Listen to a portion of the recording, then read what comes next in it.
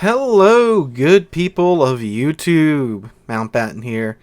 And today we're talking about a ship that was so controversial, they made another one to give players a different option of purchase if they didn't want said ship because of her, shall we say, interesting history. And that ship is the ship you're seeing on screen right now, the Pan-American light cruiser, the Nueve De Julio, which means 9th of July, which is the signing date of Argentina's Declaration of Independence, so it's their Independence Day, which I believe was the planned release date of this ship, but it actually came out like 2.5 weeks after that, so close enough, Wargaming, close enough. So, the Nueve De Julio, you might be wondering, well, what makes this ship so controversial?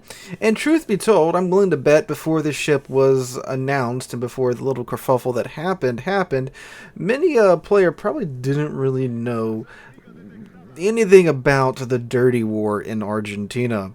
So, TLDR, Dirty War was a uprising against the military junta that was running Argentina at the time, and as many military dictatorships and juntas do, anyone that was suspected of being them, they were arrested and disappeared.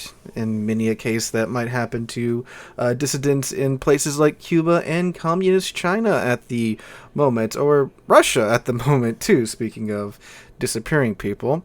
Putin's very good at that. So, the Nueve De Julio, how does she factor there? How does a light cruiser factor in to this? Well, the De Julio started out life as the USS Boise, which is very similar to a ship we already have in-game, which is, of course, the Helena. She served, of course, in World War II, like many a artillery boat did in the U.S. Navy that was around during the 30s and 40s. And she had quite the service history with the U.S. Navy. She was awarded 11 battle stars, and she has quite the list of accomplishments during the Second World War. And after the Second World War, like many a cruiser or destroyer or ship in the U.S. Navy that basically weren't battleships, they were sold off to various countries around the world. Of course, when World War II ends, you don't need an absolutely massive navy or military anymore. That's very expensive. So in order to alleviate costs, many of these ships, rather than being sold for scrap, were sold off to other countries like Argentina, for example. In fact, Argentina bought a couple of light cruisers, and we'll talk about the other one here in a moment. But anyway, the De Julio was, well, at that point, the Boise was sold off to the Argentinians and renamed Nueve De Julio. Now, the Dirty War, fast forward to the 70s.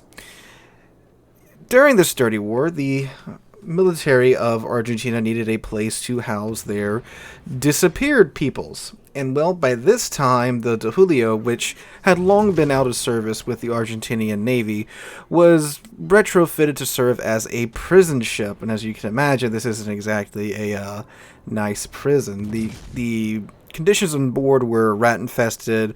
I very, very, very much doubt that the prisoners were treated with any manner of humanity or anything like that from the reports that we've read. Well, the very few reports that we've read and the stories that have come out of Argentina from that time period.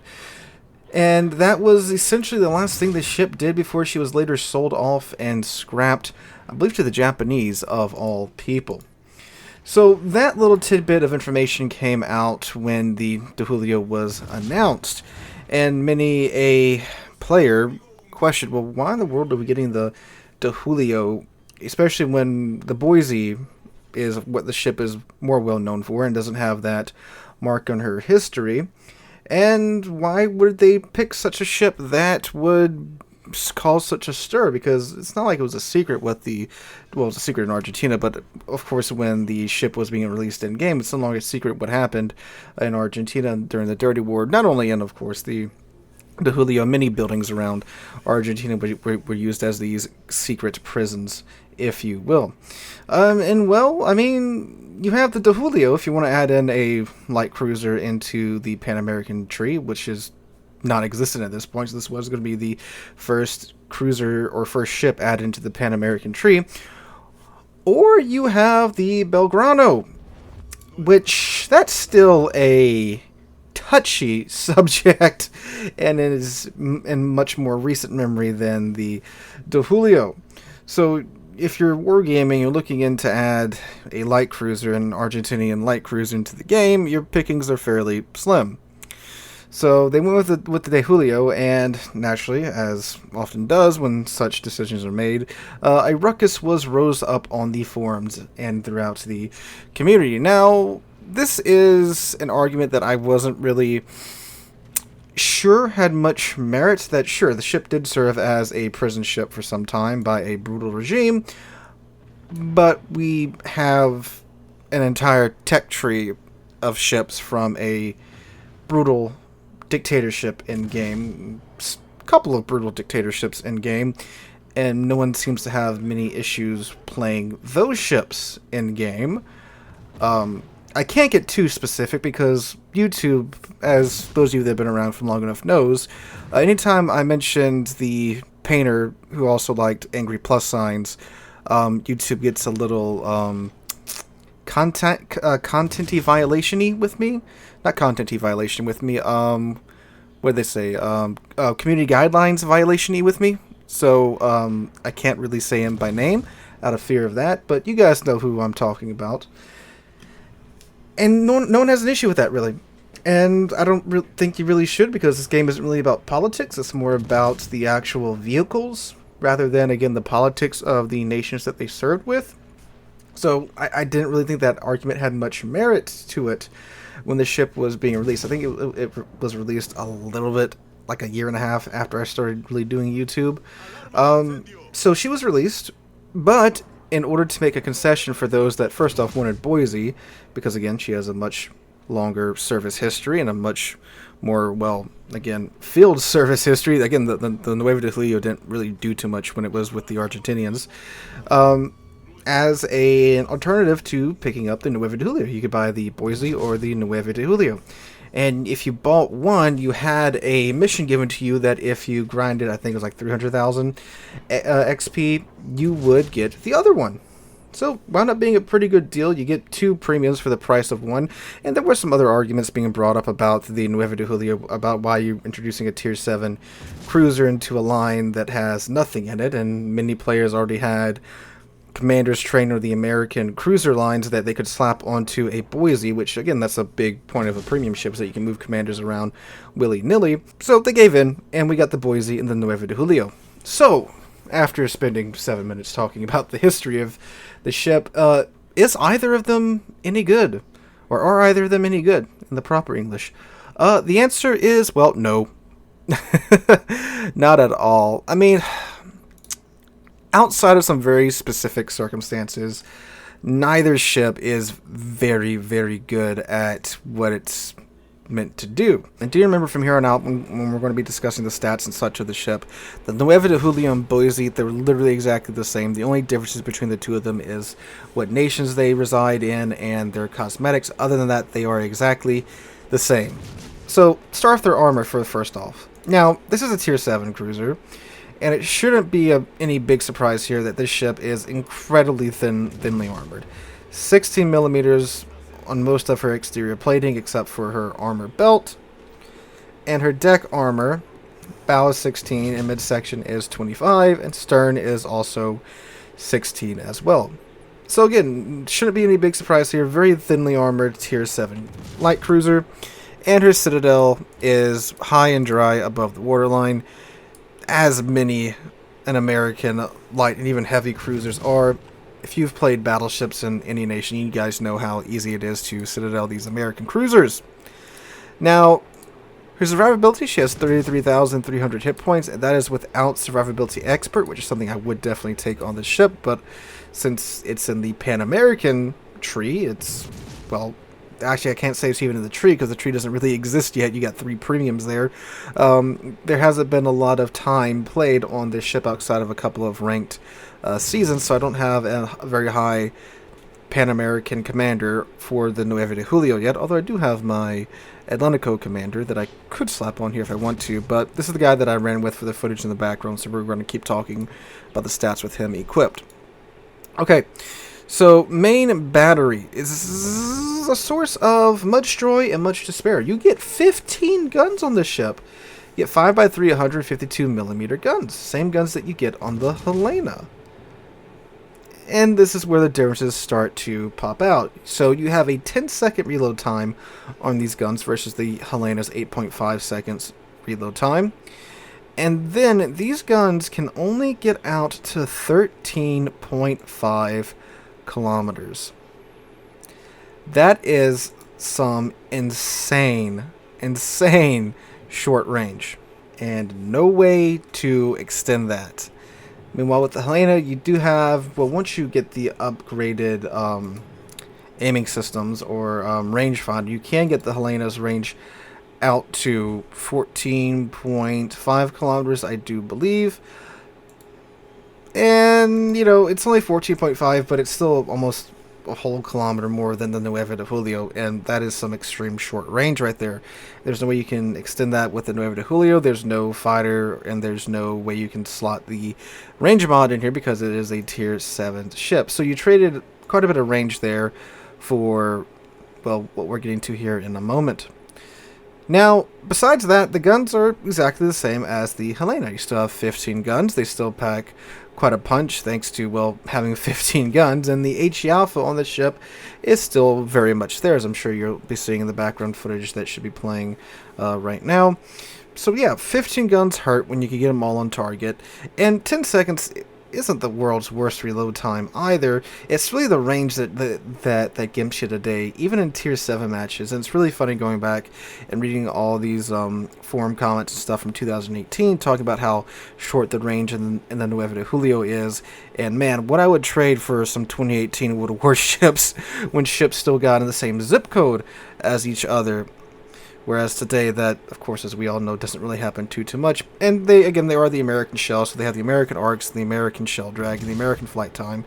So they take, even with only having a 13.6 kilometer maximum range, they still take their time getting to the target. And speaking about range too, you know, it's even if the ship had like a 15 kilometer range, the shells will still take forever to get there, and there's a very good chance that whatever you're shooting at has plenty of time to get out of the way, but at least, hey, you can reach out there and potentially do something at that range. Of course, there's always oblivious players that you can get a pretty good farm going on before they realize what's going on. But yeah, it does very much suck that she's stuck with that short range. Alright, for her AA, it's actually okay for a tier 7 ship. It's American AA, and you can fit the DFAA consumable in place of the Hydro if you want to do so, but I keep Hydro up because I find it to be more useful. Maneuverability, she's an American cruiser, so she's pretty slow, 30 knots top speed, unless you have the speed flag equipped, at which case you can go 31.5 knots. She has a 9.1 second rudder shift time, and she has a turning circle radius of 690 meters. Concealment, with the concealment skill, you can get her down to 10.4 kilometers, which is pretty nice. If she had a little bit more range, of course, but 10.4 kilometers is still fairly usable at tier 7, and especially when you get double up to tier 9, having a very low concealment is nice, but again, couple that with the range, it's not as nice as it would be if she had some more range. Moving on to her equipment, this is where you see what she traded that range and DPM for, and that is a super heal. She gets a specialized repair team's consumable, which regenerates 799 HP per second, is active for 20 seconds, and cools down in 76 seconds. And you get 4 charges of that, which is pretty nice. It's a tier 7 cruiser, not only with a heal, but an improved heal. Again, an improved heal at tier 7. At the tier where most cruisers are 1 or 2 shots for most battleships, having that improved heal and getting 3 charges of it base is pretty darn nice. So it's what I like to call the Nueve De Julio's oops button, because when you mess up in Nueve De Julio, you do get that second chance sometimes. And this is where we get to the real downside of the Nueve De Julio. So with the decreased DPM and the decreased range and that improved heal at tier 7, the Nueve De Julio can put in a lot of work. I've used this ship quite a few times for some tier 7 ranked, and it works great. You have great HE Alpha with the guns. If you take IFHE, they can for sure at tier 7 pin what they need to pin. It does cut the fire chance down, but I mean, you're still shooting at them with 15 guns, so you'll still be setting a couple of fires here and there, and plus the ability to pin, especially when you get up tiered to tier 9, 31 millimeters of armor with IFHE is very, very, very, very much welcomed. But again, you could go for fire build if you want to, but I find that on this ship, the IFHE is very much worth it. So again, at tier 7, this ship's actually pretty darn good, and I've recommended it a few times, her or Boise, for tier 7 ranked. But oh my god, this has to be one of the worst up-tiering ships in the game. If you're in a tier 9 game in the Nueve De Julio, just find an island, pray something wanders into your range, because you're going to be out of the action a lot of the time, especially with today's meta at higher tier where no one really likes to push anymore. You won't be able to do anything until way late game, or you'll find yourself pushing in suicidally close trying to get your guns into the fight. So yeah, it's just such a pain to play at higher tier, and why I really wouldn't recommend you guys pick her up at all, her or the Boise. Again, in like tier 7 ranked, they're pretty good. You get the super heal, you get the good HE alpha, and good AP alpha too, again with 15 guns. And yeah, if you run across other light cruisers in this ship and they give you broadside and you've got AP loaded, you're probably going to delete them. Other light cruisers, that is, and destroyers too, if they wander within your range, especially if you surprise them by popping up with in around 6 to 7 kilometers, and you got HE loaded, you're probably going to remove most of that devious health in one salvo, and that's pretty satisfying to do. But I mean, other than that though, this ship is such a pain to play. It's again terrible at up tiering. It was terrible at it in 2018. In today's World of Warships, it's almost impossible to play at higher tier. At least play it and do well. You have to be doing some real aggressive positioning in the ship to get her to perform well. You might be thinking, well, I got the super heal, so I can do that, right? Well, that was before they, of course, added in all these 18-inch ships and all these insane new cruisers and battleships that can easily one-shot or two-shot this ship without even thinking about it. So yeah, I definitely would pass on this one, guys, if she ever comes up, her or the Boise. There's a good chance that if you like the Boise for her history, you already picked her up, so there is that. And again, if you got them for ranked, I think they're a solid choice, but other than that, give these ships a pass, guys. So thank you guys so much for watching. If you enjoyed the video, make sure to drop a like, leave a comment, and subscribe to the channel. We're on our way to 35,000 subs. We're getting very close to passing that goal. I cannot thank you guys enough for that. Hope you guys have a wonderful Wednesday. Hope to catch you guys in the next one.